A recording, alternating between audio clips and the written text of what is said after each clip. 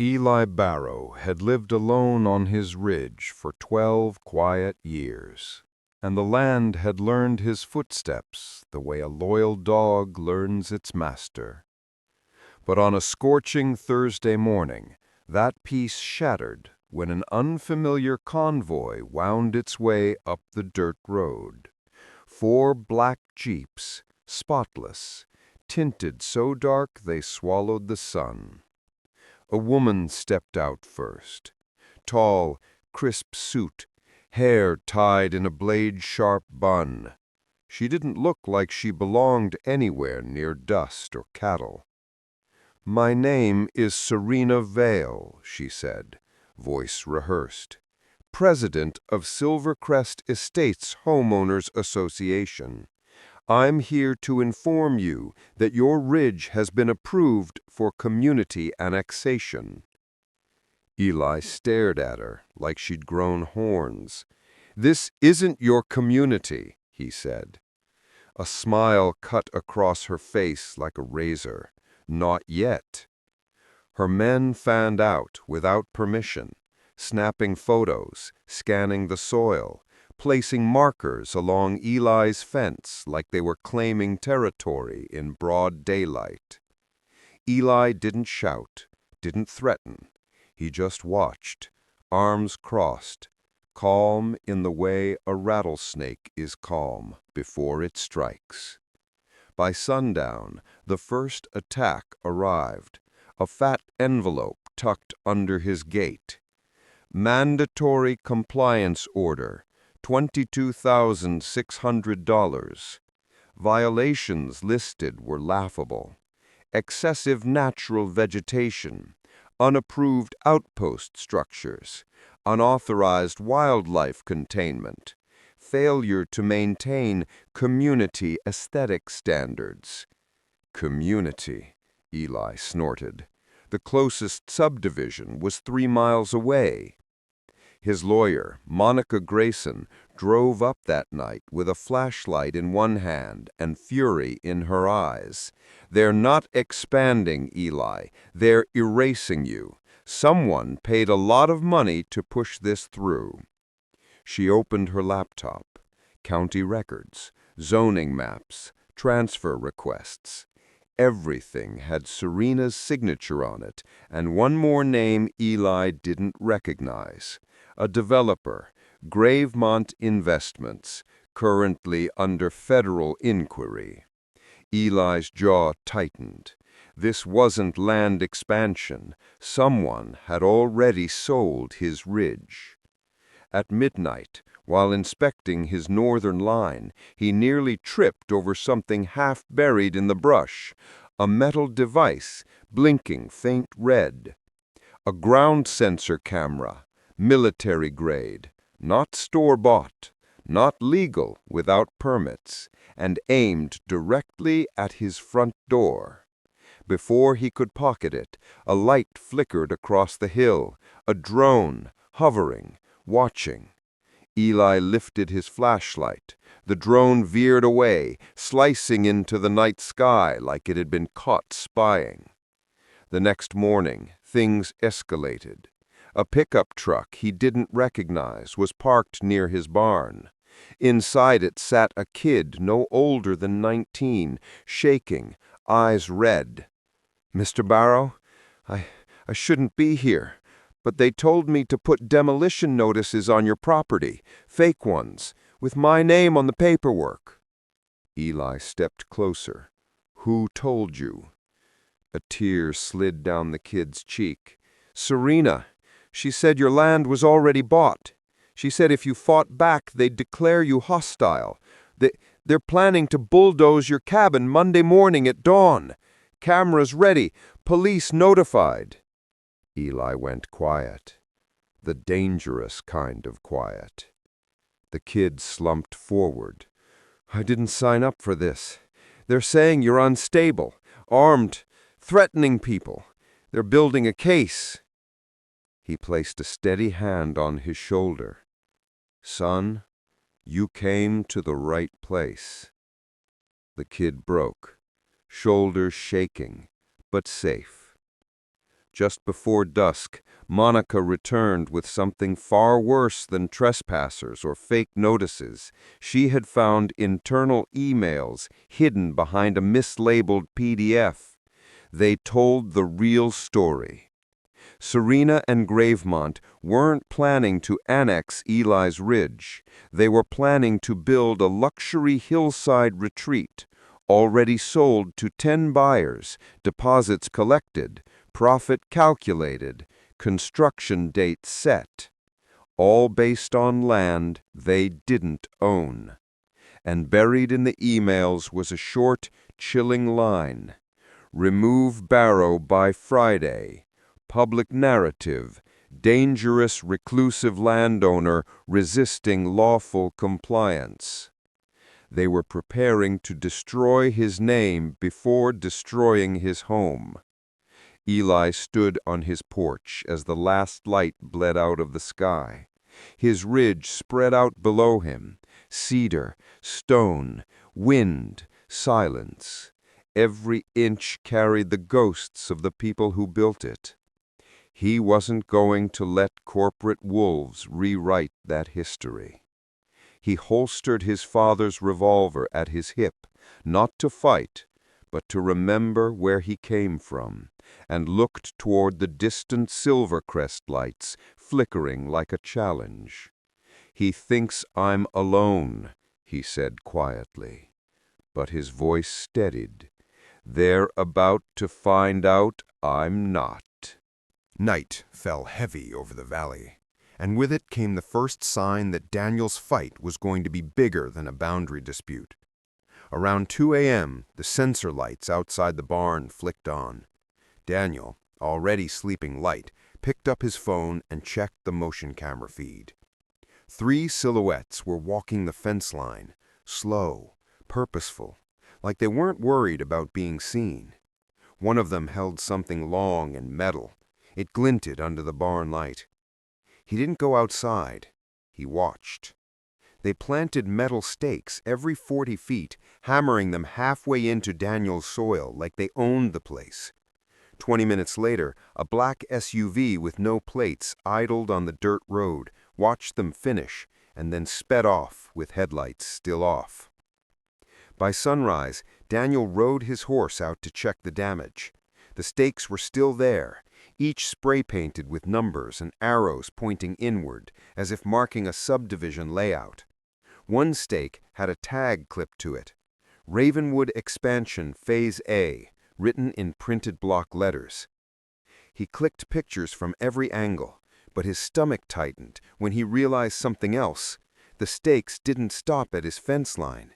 They continued deep into his pasture, carving imaginary streets across land that had belonged to his grandfather. Daniel's phone buzzed. A text from an unknown number. "Final offer.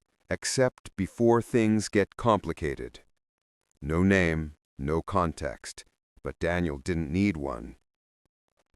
At noon, the HOA sent a courtesy inspector to his gate. The man wore a reflective vest and carried a clipboard, but he didn't have paperwork, just a printed list of fake violations: unsafe fencing, hazardous livestock proximity, unauthorized agricultural activity. Daniel didn't even argue. He filmed everything and closed the gate. But by evening, the real hit came. A drone the size of a dinner plate appeared over his backyard, hovering no more than 20 feet over his porch. Daniel stepped out, staring right at its camera. It didn't fly away. Instead, it tilted slightly, like it was studying him for a facial scan, then shot upward and vanished. 10 minutes later, a Facebook post from the HOA president, Claire Harlow, began circulating in local groups.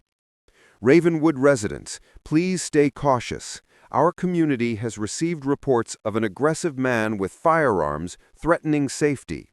His property is under review. Avoid the outskirts." It had a blurry screenshot of Daniel standing on his porch, taken from the drone's feed. The comment section exploded. "He looks dangerous. Someone call the sheriff. Does he even have a permit for livestock?" Daniel wasn't surprised when 2 sheriff deputies arrived shortly after sunset. But they came quietly, no sirens, no aggression. They knew him. One deputy, Ortiz, nodded respectfully. "Dan, you know why we're here. We got a report. Mind if we take a look?" Daniel showed them the drone video on his tablet, complete with timestamps proving the HOA filmed him illegally. Ortiz exhaled slowly. "They're trying to bait you," he warned. "We can't act on false posts, but keep your cool. Someone up the chain wants a reaction." Daniel nodded. "I know, and I'm not giving them one." Before they left, the other deputy slipped him something small, a folded note.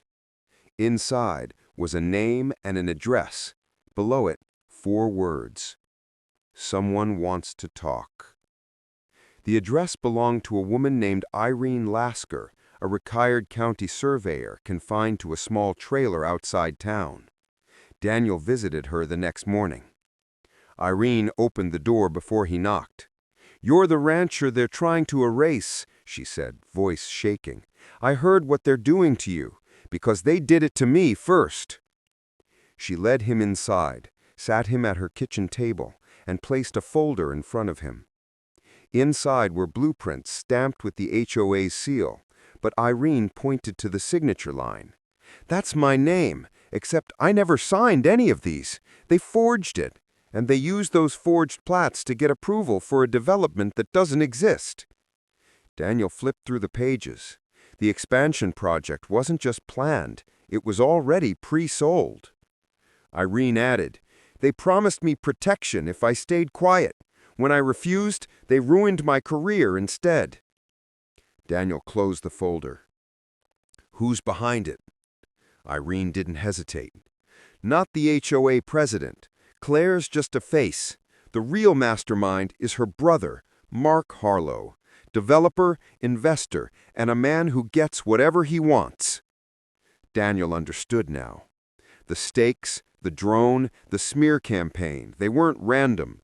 They were pieces of a machine designed to push him off his land legally or otherwise.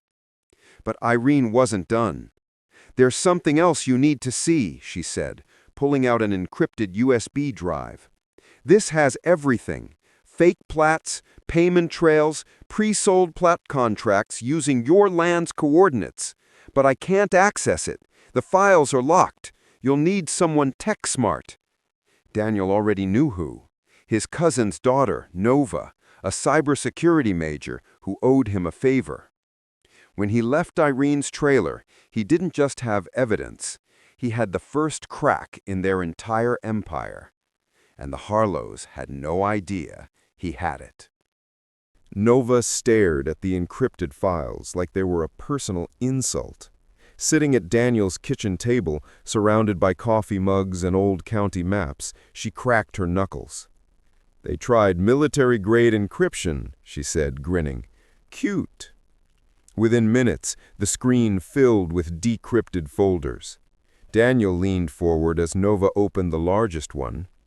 Inside were contracts, stamped and signed, dozens of them, each showing future residential lots mapped across his ranch. Coordinates, lot numbers, down payments, all already collected. Then came the bombshell, an email chain between Claire Harlow, her developer brother Mark, and 2 county officials. The subject? Eviction timeline. Attached was a PDF titled Ravenwood Residential Phase A Land Transfer Agreement. The transfer date was scheduled for 2 weeks from now. The buyer's signature? Mark Harlow. The forged seller's signature? Daniel Reed. Daniel felt his chest tighten. They hadn't been trying to pressure him. They had already sold his land. Every attack, every drone, every violation letter, all to make him snap so they could legally remove him. Nova kept scrolling. Dan, you better look at this one." Another file opened. Ravenwood Emergency Seizure Plan, Justification Packet. It included a falsified sheriff report claiming Daniel threatened HOA workers with a firearm, doctored drone footage edited to make him look aggressive, photoshopped images of unsafe livestock conditions, and drafted court request labeling him a public safety risk. If filed, it would have given the HOA authority to seize rural property under emergency nuisance laws. Daniel's hands balled into fists. They were going to take everything my family built. Nova plugged in a second drive. I'm making backups, and Dan, there's something else. She clicked one last folder, labeled simply Ops. Inside were videos. The first was security cam footage of men at night hammering stakes into Daniel's land, planting them deeper and deeper. The second video showed Claire and Mark standing next to a county official reviewing the forged plat maps. But the third video froze Daniel in place. It showed a man in a black jacket spray painting Daniel's barn wall, writing the words, "Dangerous property, keep out." Then he threw the can, took photos, and walked away. The man's face turned toward the camera as he left. It was Deputy Ortiz. Daniel's stomach dropped. The one man he thought he could trust was part of the setup. Nova slammed her laptop closed. We need someone who can use this, someone not on their payroll. Daniel already knew who. An investigative reporter he'd turned down twice, Mara Vance. Known for exposing corruption on a level that scared politicians, she had been calling him all week. He dialed her number. Mara, Daniel Reed. I'm ready to talk.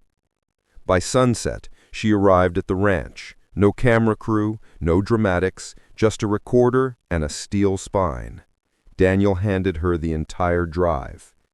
The moment she saw the forged land transfer, her expression sharpened.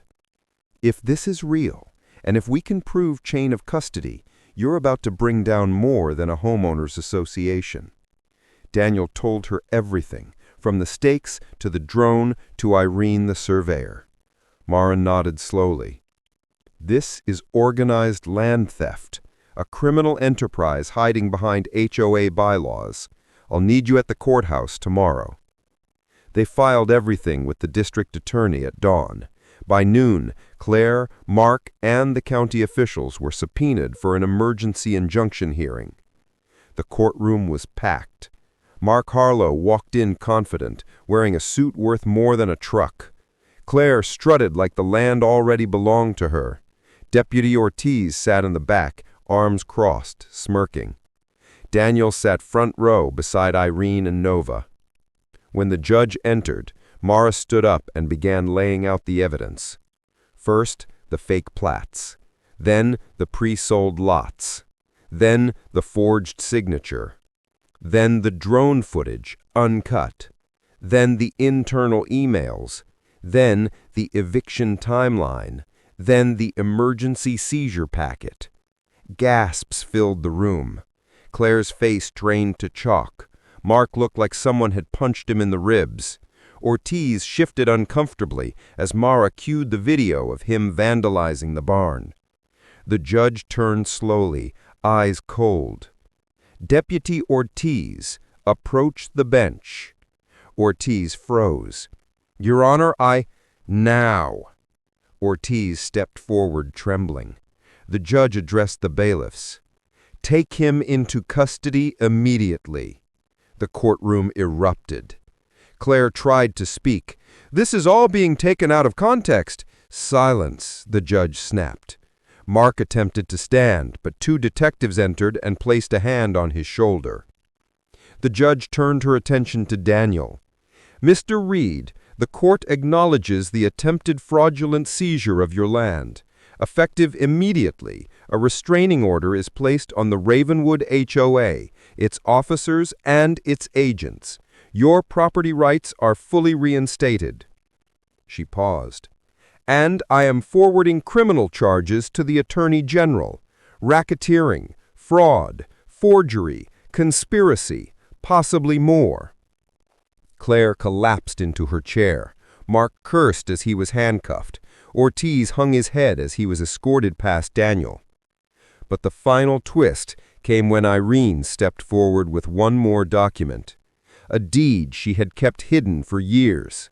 It was a forgotten land covenant signed by Daniel's grandfather and the county, marking the entire valley as protected agricultural heritage land, which could not be developed, ever. The judge held it up. This supersedes all contracts. All development plans are void. Mark exploded. "You can't do that!" The judge's gavel slammed. "I just did." When court adjourned, reporters swarmed Daniel, but he pushed past them, walking into the sunlight with a breath he felt he hadn't taken in months. Irene hugged him. Nova punched his arm proudly. Mara shook his hand. "You didn't just save your ranch. You saved this whole valley." Daniel looked toward the hills, the land his family fought for, bled for, lived on. It was still his. And now, no one would ever try to take it again. Every neighborhood has its secrets, and every Karen leaves her mark. If you love true HOA stories like this, make sure to watch more on our channel, and don't forget to subscribe for more real-life neighborhood drama. Thank you.